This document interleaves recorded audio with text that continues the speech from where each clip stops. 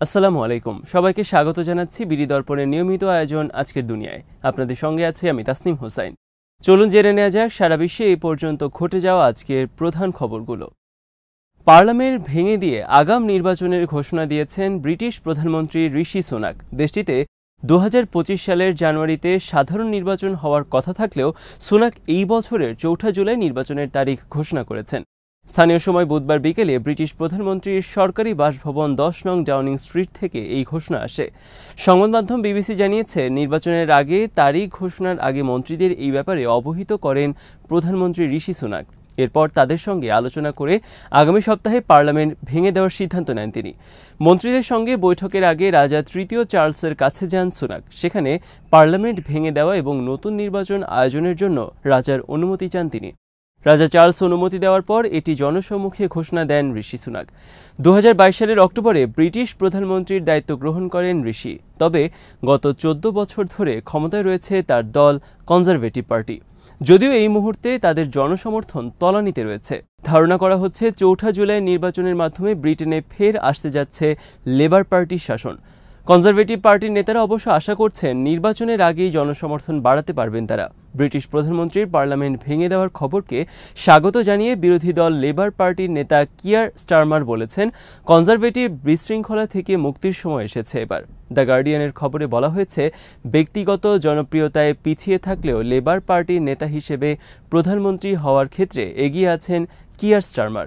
তবে ভোটের আগের 6 সপ্তাহে অনেক নেতাকে এই পদ দখলের প্রতিযোগিতায় হয়তো নামতে দেখা যাবে।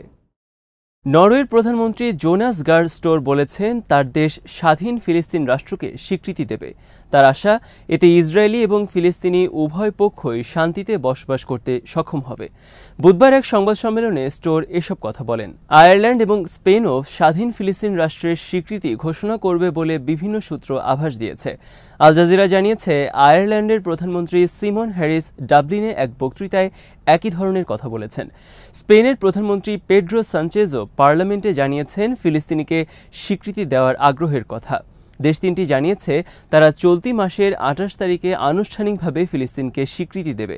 সাম্প্রতিক মাসগুলোতে ইউরোপীয় ইউনিয়নের সদস্য দেশ স্লোভেনিয়া ও মাল্টা আভাস দিয়েছে তারা ফিলিস্তিন রাষ্ট্রকে স্বীকৃতি দেওয়ার পরিকল্পনা করছে। দেশ দুটির কর্তৃপক্ষ মনে করে অঞ্চলটিতে দীর্ঘস্থায়ী শান্তি প্রতিষ্ঠায় দুই রাষ্ট্রভিত্তিক সমাধান খুবই জরুরি। এক সংবাদ সম্মেলনে নরওয়ের প্রধানমন্ত্রী জোনাস গার স্টোর বলেন, যুদ্ধে হাজার হাজার মানুষ যখন হতাহত হচ্ছে তখন আমাদের অবশ্যই এমন একটি বিষয়কে টিকিয়ে রাখতে হবে যা ইসরায়েলি এবং ফিলিস্তিনিদের জন্য নিরাপদ ভূমি হিসেবে নিশ্চিত করতে পারবে, আর তা হলো দুই রাষ্ট্র প্রতিষ্ঠা, যেন তারা একে অপরের সঙ্গে শান্তিতে থাকতে পারে। এই ঘোষণার আগে জাতিসংঘের 193টি সদস্য দেশের মধ্যে 143টি দেশের ফিলিস্তিনিকে স্বীকৃতি দেওয়ার খবর প্রকাশ হয়েছে। ফিলিস্তিন রাষ্ট্রকে স্বীকৃতি দেওয়ার ক্ষেত্রে ইউরোপীয় দেশগুলোকে ভিন্ন ভিন্ন অবস্থান নিতে দেখা গেছে। সুইডেনের মতো কয়েকটি ইউরোপীয় দেশ 1 দশক আগেই ফিলিস্তিনকে স্বীকৃতি দিয়েছে। আবার ফ্রান্সের এমন কোনো পরিকল্পনাও নেই। নরওয়ে যুক্তরাষ্ট্রের ঘনিষ্ঠ মিত্র দেশ। সাম্প্রতিক দশকগুলোতে বিভিন্ন সময়ে নর্ডিক দেশটিকে ইসরায়েল এবং ফিলিস্তিনের মধ্যে শান্তি প্রতিষ্ঠায় মধ্যস্থতার প্রস্তাব দিতে দেখা গেছে। এদিকে এই ঘোষণা দেওয়ার পরপরই আয়ারল্যান্ড এবং নরওয়ে থেকে রাষ্ট্রদূতদের দেশে ফিরিয়ে নিয়েছে ইসরায়েল। ইসরায়েলের পররাষ্ট্রমন্ত্রী ইসরায়েল কাটস বিবৃতিতে বলেছেন, আজ আমি আয়ারল্যান্ড ও নরওয়েকে কড়া বার্তা দিতে চাই, ইসরায়েল বিষয়টি নীরবে হজম করবে না। এই ধরনের উদ্যোগে জঙ্গিবাদ এবং অস্থিতিশীলতা আরও বাড়বে বলে সতর্ক করেছে তেল আবিব। 7 মাসেরও বেশি সময় ধরে গাজা উপত্যকায় যুদ্ধ করেও জয় পায়নি ইসরায়েল। এমনকি হামাস সহ প্রতিরোধ সংগঠনগুলোর হাতে বন্দী নাগরিকদেরও মুক্ত করতে পারেনি তারা। এই 7 মাসে তারা হত্যা করেছে 35,000-এর বেশি গাজার বাসিন্দাকে, গুড়িয়ে দিয়েছে উপত্যকার অসংখ্য অবকাঠামো। যুক্তরাষ্ট্রের কর্মকর্তারা মনে করছেন, এখনও পর্যন্ত এই দীর্ঘ লড়াইয়ে হামাসের 30-35% যোদ্ধা নিহত হয়েছেন। বাকিরা এখনও প্রতিদিন ইসরায়েলি বাহিনীর বিরুদ্ধে লড়াই চালিয়ে যাচ্ছেন। মার্কিন গোয়েন্দা সূত্রগুলো এই তথ্য জানিয়েছে সংবাদ মাধ্যম পলিটিকোকে। যুদ্ধের আগে সব মিলিয়ে হামাসের 30,000-এর বেশি যোদ্ধা ছিল বলে মনে করছেন আন্তর্জাতিক প্রতিরক্ষা বিশেষজ্ঞরা। পলিটিকোর খবরে বলা হয়েছে, 7 অক্টোবর ইসরায়েলে ঢুকে হামলার আগে হামাসের যত সদস্য ছিল তার বেশিরভাগই এখনও জীবিত রয়েছে। গাজায় ইসরায়েলের হামলায় যে 35,000 মানুষ নিহত হয়েছে তাদের বেশিরভাগই নারী ও শিশু। খবরে আরও বলা হয়, হামাসের টানেল নেটওয়ার্ক এবং টানেলের ভেতরের স্থাপনার ৬৫% অক্ষত রয়েছে। ইসরায়েল এসব টানেল খুঁজেই পায়নি। এছাড়া সাম্প্রতিক মাসগুলোতে হামাসে আরও অনেক নতুন যোদ্ধা সংগ্রহ করা হয়েছে। এই রিপোর্ট এমন এক সময় প্রকাশিত হলো যখন হামাসকে ধ্বংস করার ইসরায়েলি সমর্থন নিয়ে ওয়াশিংটনের সন্দেহ ক্রমশই বাড়ছে। সোমবার যুক্তরাষ্ট্রের সামরিক বাহিনীর joint chief of staff general Charles brown গাজায় ইসরায়েলি নীতি নিয়ে সমালোচনা করে বলেছেন, ভূখণ্ডে সুরক্ষা দেয়া এবং উত্তর গাজা থেকে হামাসকে নির্মূল করতে না পারলে ইসরায়েলের সামরিক উদ্দেশ্য অর্জন ব্যাহত থাকবে। মিডল ইস্ট আইয়ের খবরে বলা হয়েছে, জেনারেল ব্রাউন যা বলেছেন, সাধারণত মার্কিন সামরিক কর্মকর্তাদের কাছ থেকে ইসরায়েলের বিষয়ে এমন নেতিবাচক বক্তব্য বিরল। গাজার যুদ্ধের শুরু থেকে জো বাইডেন প্রশাসন নিঃশর্ত সমর্থন দিয়ে যাচ্ছে ইসরায়েলকে। অস্ত্র, কূটনৈতিক তৎপরতা সহ ইসরায়েলের পক্ষে সবকিছুই করছে ওয়াশিংটন। তবে তার মাঝেও কিছু কর্মকর্তা ইসরায়েলের সমালোচনা করে চলছেন। বেশ কয়েকজন কর্মকর্তা ইসরায়েলকে সমর্থনের প্রতিবাদে পদত্যাগও করেছেন। গাজা উপত্যকায় দখলদার বাহিনীর উপর প্রতিরোধ যোদ্ধাদের হামলা অব্যাহত রয়েছে। হামাসের সামরিক শাখা আল কাসাম ব্রিগেডস জানিয়েছে, বুধবার দক্ষিণ গাজার রাফা সহ শহরের ব্রাজিলিয়ান মহল্লায় তাদের যোদ্ধারা ইসরায়েলের দুটি D9 মিলিটারি বুলডোজার লক্ষ্য করে আল ইয়াসিন 105 রকেট এবং শুয়াত এক্সপ্লোসিভ দিয়ে হামলা চালিয়েছে। একই মহল্লায় বাহলুল ভবনের কাছে আল ইয়াসিন সেলের আঘাতে ধ্বংস করা হয় একটি মার্কাভা ট্যাঙ্ক। এরপর সালাউদ্দিন গেট এলাকায় একটি আর্মার্ড পার্সোনেল ক্যারিয়ারের ওপর ট্যান্ডেম শেল দিয়ে হামলা চালানো হয়। আল কাসামের এক বিবৃতিতে বলা হয়েছে, তাদের যোদ্ধাদের রাত্রিকালীন এক জটিল অপারেশনে 10 সদস্যের একটি ইসরায়েলি সেনা দলের উপর রাদিয়া বিস্ফোরক দিয়ে হামলা চালিয়েছে। সেনাদের উপস্থিতি টের পেয়ে আগে থেকে পেতে রাখা বোমার বিস্ফোরণ ঘটনা হয়। এরপর সেখানে আরেকটি উদ্ধারকারী দল এগিয়ে এলে শুয়াত এক্সপ্লোসিভ দিয়ে আরেকটি বিস্ফোরণ ঘটানো হয়। উত্তর গাজার বেইত হানুন এলাকার কৃষি স্কুলের কাছে ওই অভিযানে দখলদার বাহিনীর বেশ কিছু সেনা নিহত ও আহত হয়েছে। বুধবার উত্তর গাজার বেইত হানুন এলাকায় একই সাথে 3 ইসরায়েলি সেনাকে হত্যার চেষ্টা করে হামাস। বুধবার উত্তর গাজার বেইত হানুন এলাকায় একই সাথে 3 ইসরায়েলি সেনাকে হত্যা করেছে হামাসের স্নাইপার টিম। এই ঘটনার একটি ভিডিও প্রকাশ করেছে আল কাসাম ব্রিগেডস। ভিডিওতে দেখা যায়, একটি স্থানে দাঁড়িয়ে থাকা কয়েকজন সেনার মধ্যে একই সাথে দুজনকে ঘায়েল করে স্নাইপার।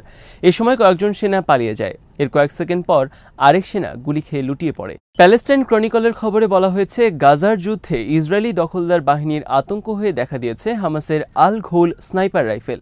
নিজস্বভাবে তৈরি এই রাইফেল প্রায় 2 কিলোমিটার দূর থেকেও নিখুঁত টার্গেট করতে পারে। তারই গুলিতে বুধবার হত্যা করা হয়েছে 3 সেনাকে।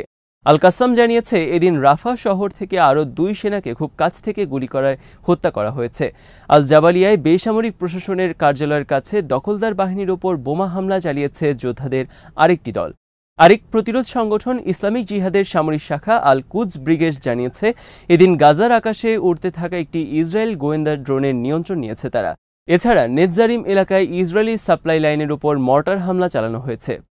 এদিকে গাজা উপত্যকায় বুধবার 3 সেনার মৃত্যুর কথা স্বীকার করেছে ইসরায়েলের সামরিক বাহিনী। নিহত 3 জনের মধ্যে একজন ক্যাপ্টেন পদমর্যাদার কর্মকর্তা এবং বাকি 2 জনের একজন স্টাফ সার্জেন্ট ও একজন মাস্টার সার্জেন্ট।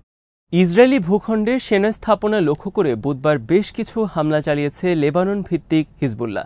এদিন অন্তত 5 দফা হামলা চালানো হয়েছে লেবানন থেকে। অন্যদিকে বৃহস্পতিবার ভোরে ইসরায়েলের এলিয়াস শহরের গুরুত্বপূর্ণ স্থাপনায় হামলা চালানোর কথা জানিয়েছে ইরাকি মিলিশিয়া।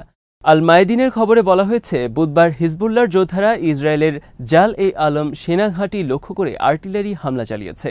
সংগঠনটির আরেক বিবৃতিতে বলা হয়েছে, আল জালিল উপত্যকায় ইসরায়েলি সেনাদের ব্যবহৃত একটি বাড়ি লক্ষ্য করেও হামলা চালানো হয়েছে।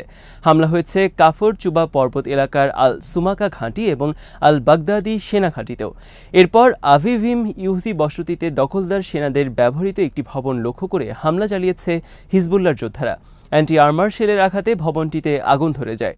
দিনের শেষভাগে সাদা সামরিক পোস্টে হামলা চালানো হয়েছে লেবানন থেকে। এদিন ইসরায়েলি হামলায় 2 যোদ্ধা নিহত হওয়ার কথা জানিয়েছে হিজবুল্লাহ।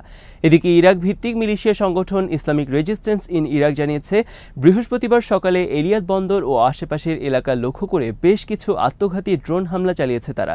এর আগে বুধবার রাতে সংগঠনটি একটি ড্রোন হামলার ভিডিও প্রকাশ করে। ওই হামলাটি করা হয়েছিল মে মাসের 20 তারিখে। হেলিকপ্টার দুর্ঘটনায় নিহত প্রেসিডেন্ট ইব্রাহিম রাইসি সহ 9 কর্মকর্তার জানাজার নামাজ পড়িয়েছেন ইরানের সর্বোচ্চ ধর্মীয় নেতা আয়াতুল্লাহ আলী খামেনি। বুধবার সকালে তেহরান ইউনিভার্সিটি ক্যাম্পাসে তাদের জানাজা অনুষ্ঠিত হয়। এর মাধ্যমে রাজধানী তেহরানে আনুষ্ঠানিকভাবে তাদের শেষ বিদায় জানানো হয়েছে। জানাজা নামাজের একটি ভিডিও আলী খামেনির এক্স অ্যাকাউন্ট থেকে প্রকাশ করা হয়েছে। এতে দেখা যায় বৃদ্ধ খামেনি লাঠিতে ভর করে লাশগুলোর কাছে এগিয়ে আসছেন। এরপর তিনি সমবেত সকলকে নিয়ে জানাজার নামাজ পড়েন। জানাজার নামাজ কয়েক লাখ মানুষ অংশ নিয়েছে, যার মধ্যে অসংখ্য নারীও ছিলেন। নারী ও পুরুষ উভয়ই কালো কাপড় পরে এসেছিলেন। বৃহস্পতিবার নিজ শহর মাশহাদে ইব্রাহিম রাইসিকে দাফন করার কথা রয়েছে। গত রবিবার রাতে দুর্ঘটনায় পড়ে ইরানের প্রেসিডেন্ট এবং পররাষ্ট্রমন্ত্রীকে বহনকারী হেলিকপ্টার। পরদিন সকালে বিধ্বস্ত হেলিকপ্টার ও লাশগুলো খুঁজে পায় উদ্ধারকারী দল। শীর্ষস্থানীয় কর্মকর্তাদের মৃত্যুর ঘটনায় ইরানে চলছে 5 দিনের রাষ্ট্রীয় শোক। তবে এর মাঝে নতুন প্রেসিডেন্ট নির্বাচনের তারিখ ঘোষণা দিয়েছে দেশটি। 28 তারিখ ইরানে প্রেসিডেন্ট নির্বাচন অনুষ্ঠিত হবে। আজ এখানেই শেষ করছি। সবাই ভালো থাকুন, সুস্থ থাকুন আর দেখতে থাকুন বিডি দর্পণ। চ্যানেলটি ভালো লাগলে সাবস্ক্রাইব করুন। সংযুক্ত থাকুন আমাদের ফেসবুক পেজে। আল্লাহ হাফেজ।